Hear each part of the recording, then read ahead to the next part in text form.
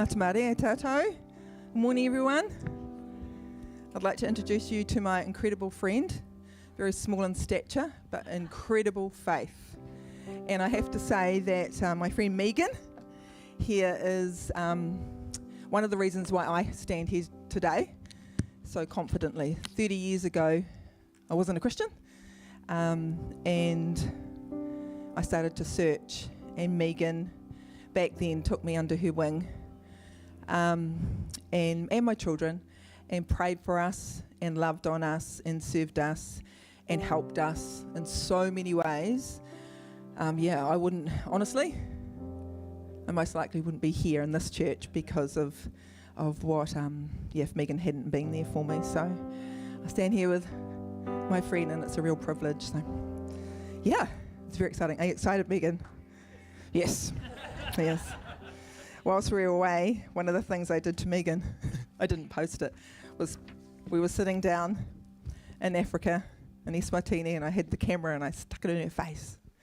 And I went, Meegan, what are you excited about? And she looked at me with these big eyes and went, I said, are you excited? Yep. What do you want to see the most? The kids? And I thought, oh, I love you, Meegan. This look on her face was just incredible. So what we want to share with you today is something of an adventure that we both embarked on. June 10th of this year, Meegan and I jumped on a plane and we took off to South Africa, Eswatini. Used to be called Swaziland, on a trip that we would love to tell you about. Matt's already said lean in, because this isn't just about our wonderful trip and we want to share it, and that's really nice. This is about catching something of the heart of God and mission. And it may be mission in a way that Meegan will share from her heart. It may be mission in our own community. So open your hearts, be ready. We'll have the time of our life with knees knocking. But it's, I'd love you to just really seek God in this moment. What is it that you are saying to each of you personally, to your heart, as Meegan and I share? So before we go any further, we've just got a wee video that we'd like to show you. Thanks, Joe. Do you believe that a family can change the future of a country?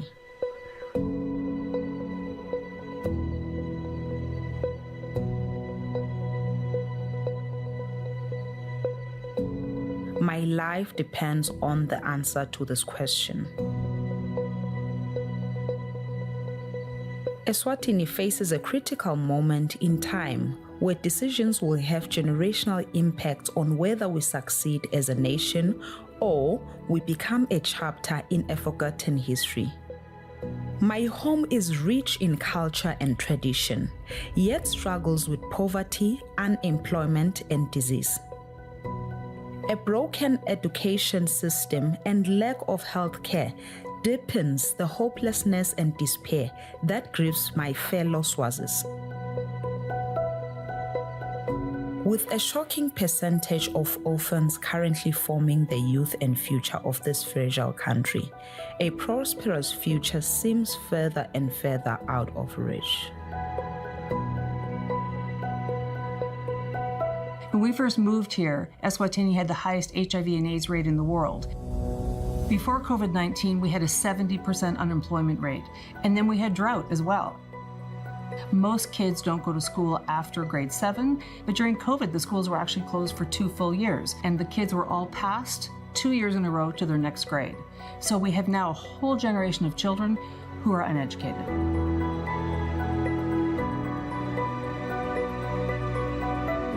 But how can a country move forward without investing in its future, its children? To transform Eswatini into a thriving nation, it will take more than policies and promises. It will take a generation of educated leaders with strong values and vision. It's not just about infrastructure or economy. It's about nurturing minds, building character, and inspiring hope. What if the foundation for this future is being laid today by a family? Would you believe we can change this country?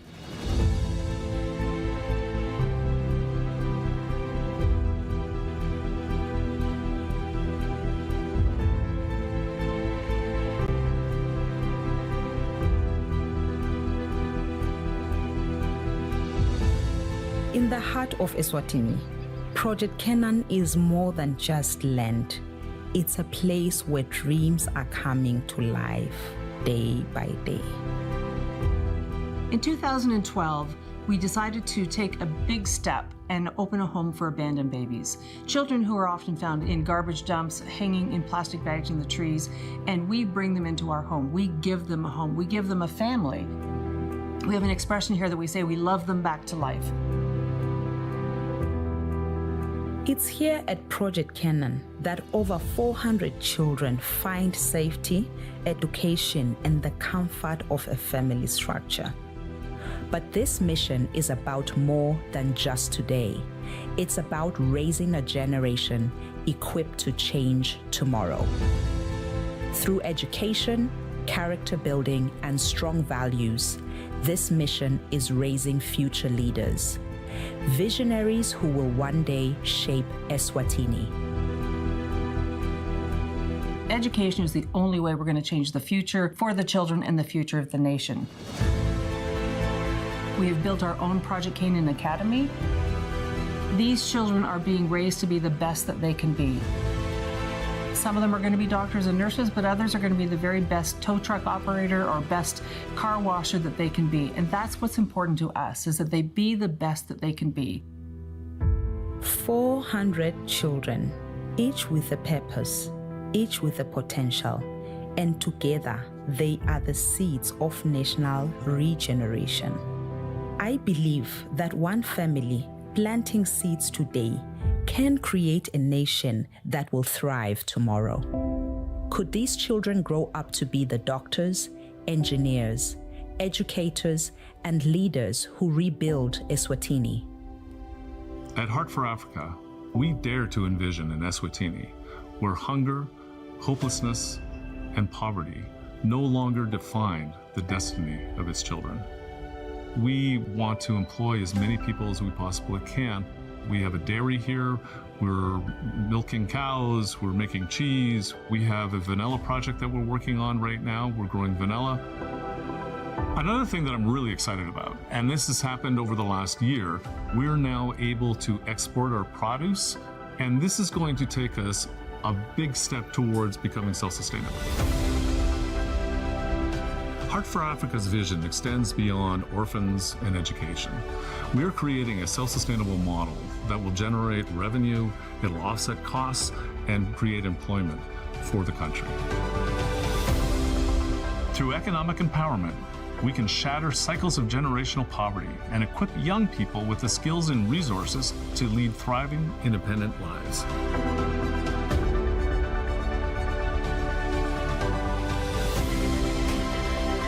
A vision for a nation rooted in love, nurtured with hope, and grown through education.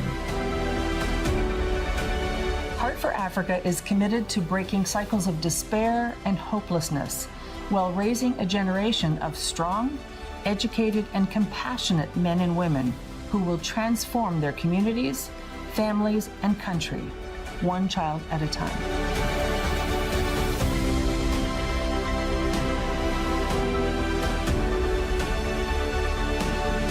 Join our story and help us change our country.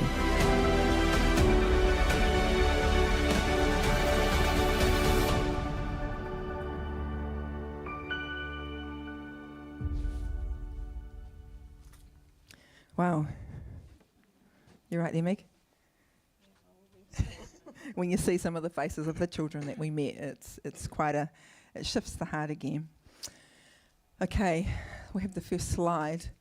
Just to bring you in on the picture, so Heart for Africa is a not-for-profit, faith-based humanitarian organisation that focuses on bringing hope to the Kingdom of Eswatini, which was once called Swaziland. Many of you may know or be familiar with Swaziland. And they do this in the areas of hunger, orphans, poverty, and education. Project Canaan is simply the base, the heart of where Heart for Africa live this mission out.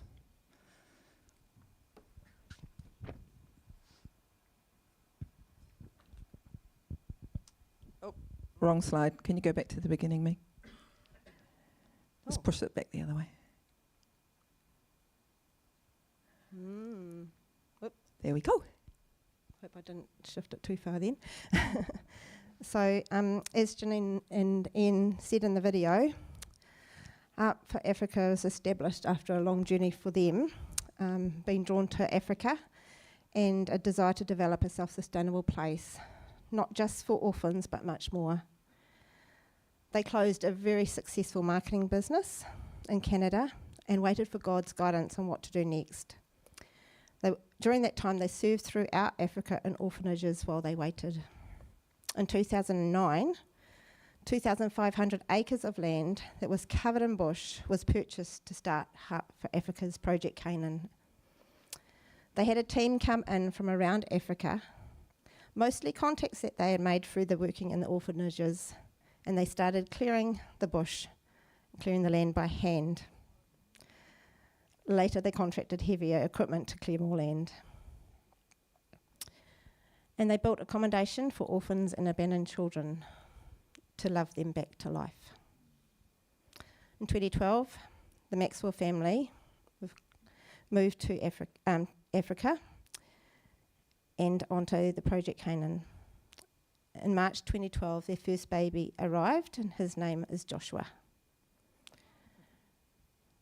Project Canaan has grown so fast over the last 14 years, and they now have and care for 445 children and employ over 440 staff.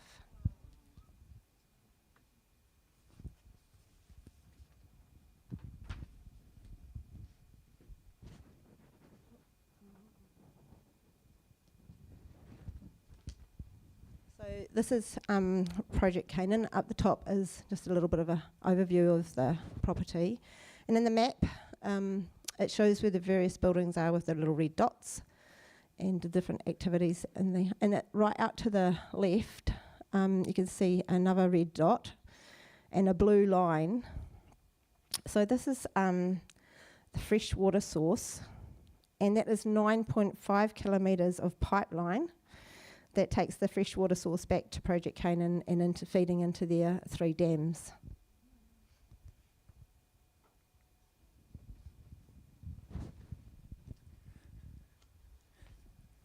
So this little handsome, beautiful team here is the team that went with Meegan and I.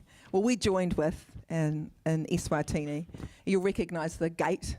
It was quite an emotional time to actually stand under that gate once we'd seen the video. The team incorporated people from America, Canada. We were the only Kiwis, and we were lovingly called Kiwis, weren't we?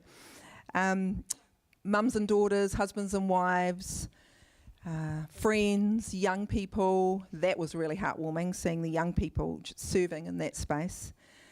Believers, those that know Jesus, and those that are still on the journey. So something that I assumed is that we would all be Christians on this journey, but we weren't. And Meegan and I were, it was such joy just connecting with people with the heart. You can't, God seeds in everyone's heart what he has for each of us, for you. He seeds it there. And in some way, it outworks itself. And we just believe that he's continuing to outwork the seeds in the lives of those people through having this experience with us. Just a wee testimony, Meegan and I were with one of the team. The guy in the middle in the green shirt, his name is Mark. And one day we wanted to go for a walk, and Mark said he wanted to come along with us, and unbeknownst to Meegan and I, he wanted to question our, what's your faith about? We'd been on a visit to a homestead, and we had the privilege of praying for these people at the homestead. And as we were praying, Meegan and I are praying, and you start speaking in tongues and you forget who's around you. And he said to Meegan and I on our walk, "What were you saying?" And I'm like, "What?" He goes, "You were speaking in a different language. What were you saying?" And we're kind of like, "Oh."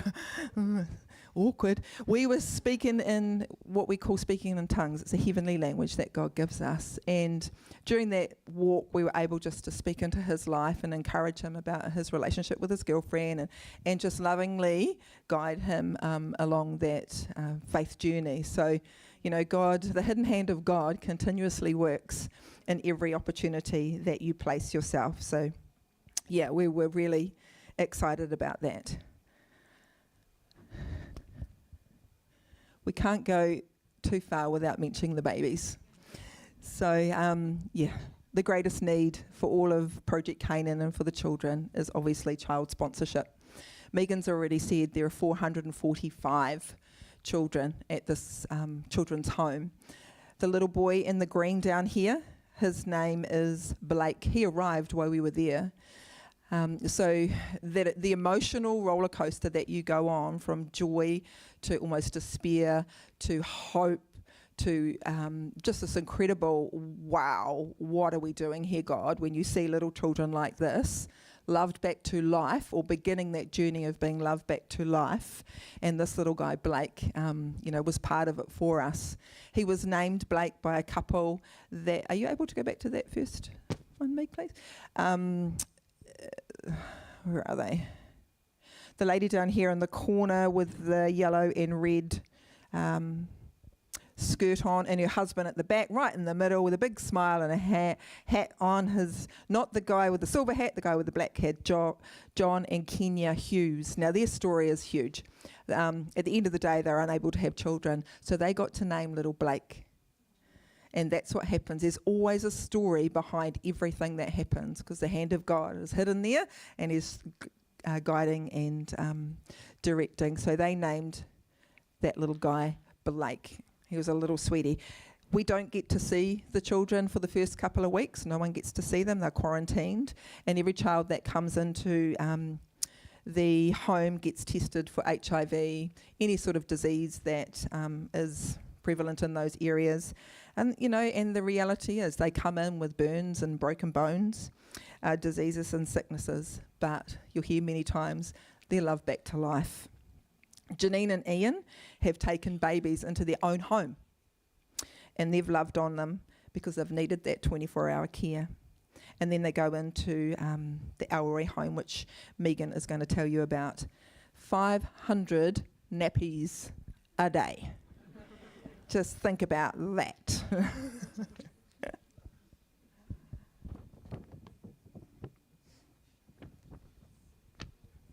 So Heart for Africa has an acronym HOPE.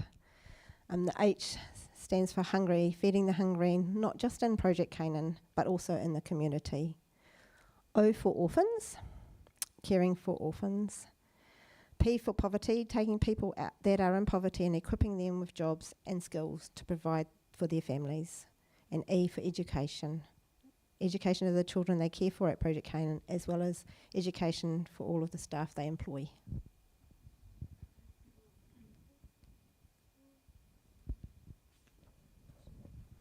Okay, you would have heard in the video they were talking about vanilla plants. So that's their vision for self-sustainability for the future. It's going to be their stream of income that grows this place. It's quite incredible. When we arrived there, we walked through this incredible kind of massive nursery with all of these vanilla plants. But at the very beginning, there were vanilla plants that were they looked like they were dying. And we were told they were the failures. But out of every failure, there's always a challenge, but God begins to breathe life back into it. And through that failure time, a irrigation system was built into the place. And by March 2025, we arrived in June.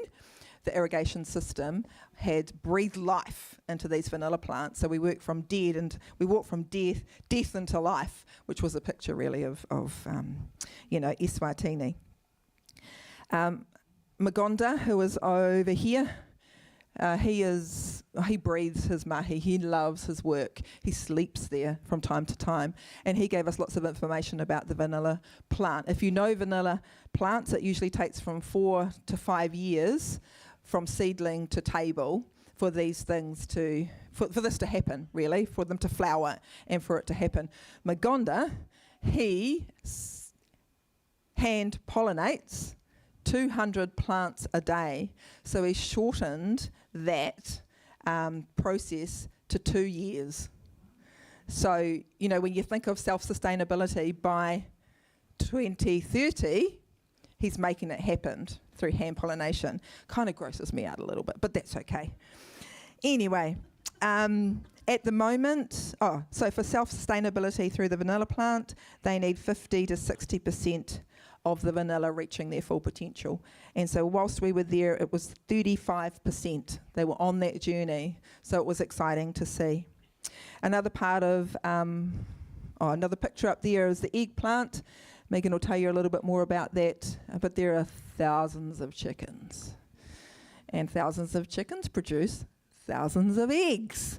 So that machine there was built for Project Canaan, and it simply picks up all of the eggs, drops them in that solution, boils them, and then in the solution is some sort of stuff that allows longevity of the eggs, because the eggs they have to stay out of a fridge, because homesteads don't have fridges. So there's the egg plant too. There's also a nursery, and there's another nursery being built there. Incredible when you see what this was a few years back and what it is now. The model is outstanding. Yeah, so that's fighting for hunger, H for hope.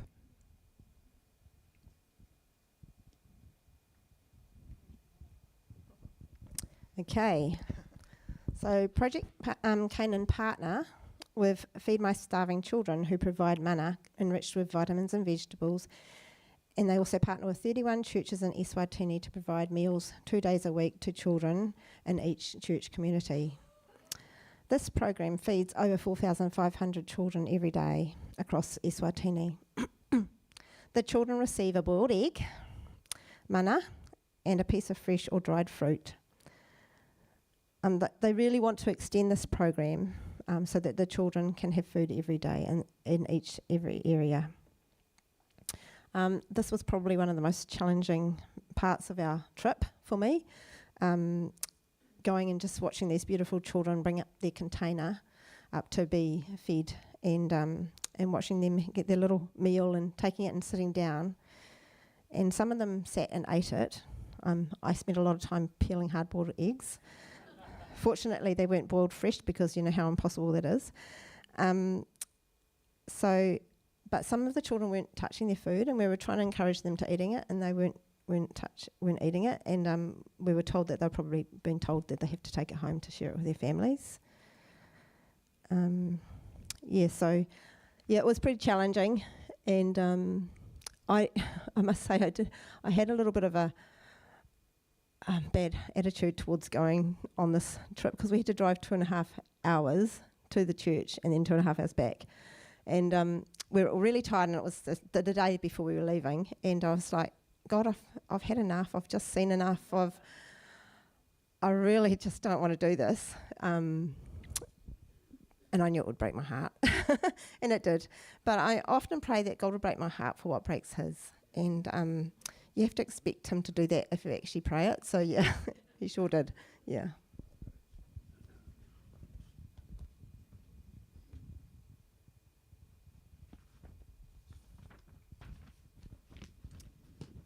And this was the other really hard portion of our visit, because the kids at Project Canaan are so well looked after, so well loved, and these other children on the homestead visit, they are loved. Their go-go loves them to bits, but they just live in such hard circumstances. So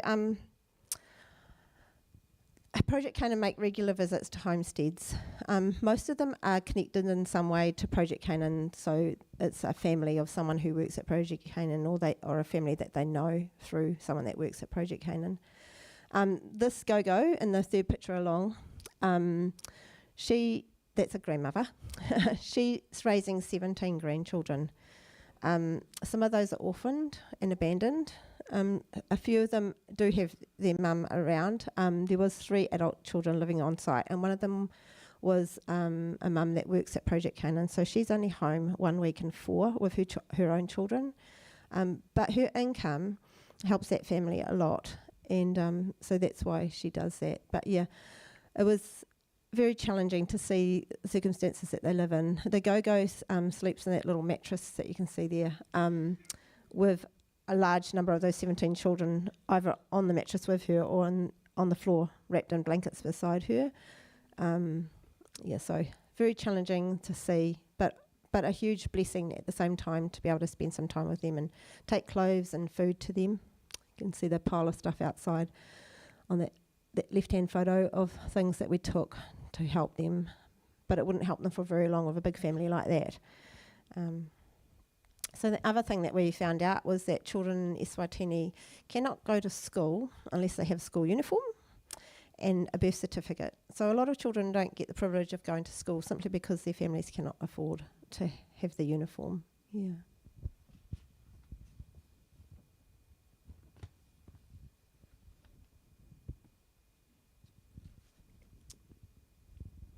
So Project Canaan provide care and a place to belong, and there's many buildings to make this happen. The children are all loved, they're all welcome and so well cared for. Ian and Janine are known as Mama and Papa, or Mage and Babe, and they have local Swazi aunties and uncles care for the children, meeting their daily needs in the home.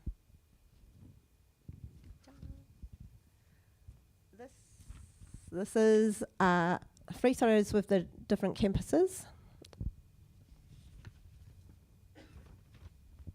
The one on the left is the lower campus, the Kafula Place of Peace baby home.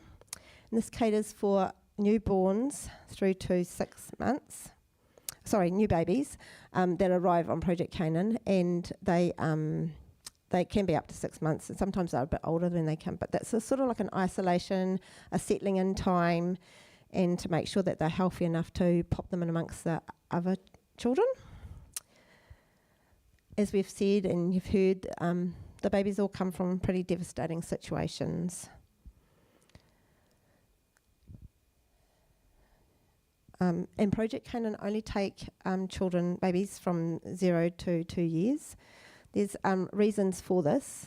Part of it is about catering for them, knowing how many you've got in each age group. So from 2 years onwards, they know how many children they've got to cater for in each home and educate. So it helps with the logistics.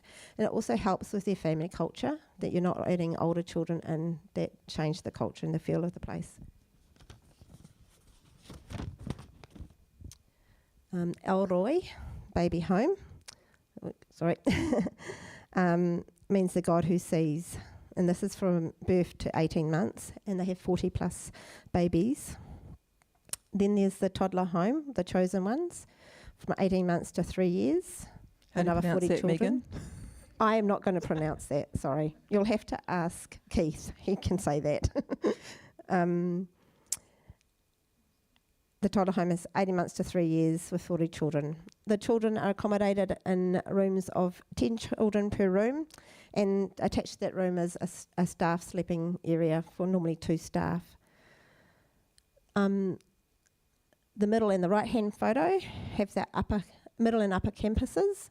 The middle campus is for ages 3 to 9, and then the upper campus has 9 years up till when they leave, finishing their schooling. These are called insemnies. There's lots of them, and once again they have 40 children, 10 in bunk beds per room with staff, normally 8 staff per insemni. And they also have a living, sitting TV room in between the rooms. And yes, boys and girls are kept separate. At the age of 8, children start being involved in chores and schedules.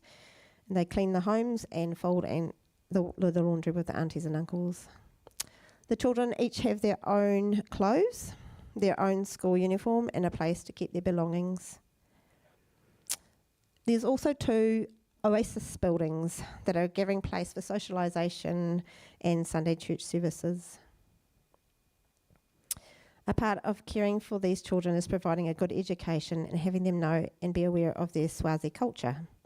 So they have built IKEA, a traditional Swazi homestead on PC, where the children are taught about life and their culture, including cooking and dance.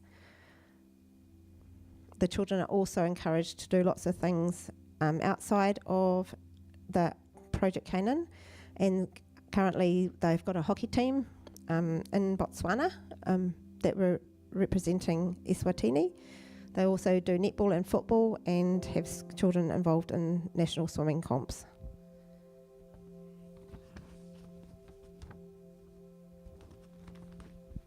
I'm doing lots of talking. So decreasing poverty is a key factor for Project Canaan, and that comes in lots and lots of ways, as you saw on the video and you can see here. So educating the children, caring for the children, medical staff, kutsala artisans, which produce the jewellery on the right there, and they also make some lovely ornaments, things. And then there's the Kafunza Centre, which is on the left hand, where they produce woodwork, and they make all the cots, tables, chairs, beds and wardrobes and everything that they need at Project Canaan, as well as training the staff in carpentry. They have the mechanics shop, which is currently training 6 mechanics. Then the dairy farm, egg farm, which produces 6,000 eggs per day. And this is for the staff and children at Project Canaan, but as I said, in the community as well. It's a massive part of the feeding program. Then there's a nursery, fruit and veggie crops, PC drivers, security staff, cleaning staff, and program coordinators, and probably much more that we haven't named.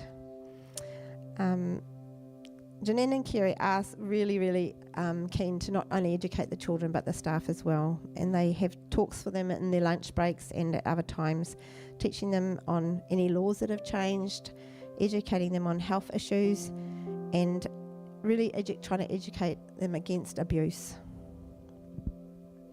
So each person that is employed at Project Canaan can support an average of 7 people. So that's had a massive impact on the community. And the last of the acronym is education. You heard a little bit about that in the video. We all heard that education is power, and it's life, and it's what carries a generation through. It was a real treat for Meegan and I to be part of this particular walkthrough. Trained teachers, school as per usual. They're educated in such a way that they learn not only life as a Iswati child, but they learn what's going to carry them into the future. Many of them, some of them, not many, but there are a few children with disabilities. Project Canaan, Eswatini, will be home forever. So there is a different home which look after these children. They've thought of everything. Honestly, it blows my mind. From a practical sense, each building, I loved it. You walked into the classroom and each building has a scripture on the wall. So these children, from the onset, they're living and breathing scripture, the Word of God. It's in them. It's taught. It is part of the education system. That brought tears to my eyes. They just employed a principal. How long had she been there, Meegan? Okay. Since February. Yeah, since February of this year. And a head teacher. She was the one talking in the video. Such passion and joy. And these people have testimonies. These people themselves have lived in Eswatini and they've grown up. They have a story. But to see the passion and joy come out of the challenge and then seated in the right place where God's breathing life into them, they are such passionate people. So these children are getting educated in a beautiful, beautiful, beautiful way. Make the other way. Camp Canaan. I think it was the one at the beginning. Yep, that one. This is why we did what we did. So these children, a bit like holiday program here in New Zealand, when you're on a holiday, when your children go into a holiday program, we had that for 2.5 days, where we just, as it says, lived it out. So the holiday program theme was discover how to love like Jesus. That's the theme. So we went from activity to activity, loving on these kids. This was my favourite time, getting to know them. They want to play with their earrings, they want to play with their necklaces, they want to see your phone, they want to play with your shoelaces. They just want to know where New Zealand is, and they're full of questions in life. Meegan talked about Joshua, the very first boy that was came into Project Canaan. He is the one standing with me on the left side. Beautiful young man, just wanders around. He looks like such a humble young boy. The young boy on the other side with Meegan, his name is Caleb, and he would be the jokester, I would say, of the place. He found out that we were known as Kiwis, and he said to us, I have a beautiful video, and he says, I eat kiwi. And I said to him, Caleb, you can't eat kiwis, they're our national bird. He said, not to me, they're like chicken. So we had a lot of fun with him. This is our team down here on the side that walked through Camp Canaan with us for the 2.5 days. Such a beautiful, beautiful way. An extension of Camp Canaan happened every night when we got to sit with the staff and the leaders of each team, and they talked about their life. There was a person each night. So we got to pray and hear the rawness of the lives of many of the staff that were there. So usually you start something like this with, so why do we want to go? I'm kind of finishing with that. So why did we go? Meegan will share very shortly. It was a call on her life. She listened to God. I listened to my husband, who saw in me just a love and a servant heart, and he knows how much I adore kids. So he said, Meegan needs a friend, you need to go. I said, okay. That's how it goes in our house. Sometimes.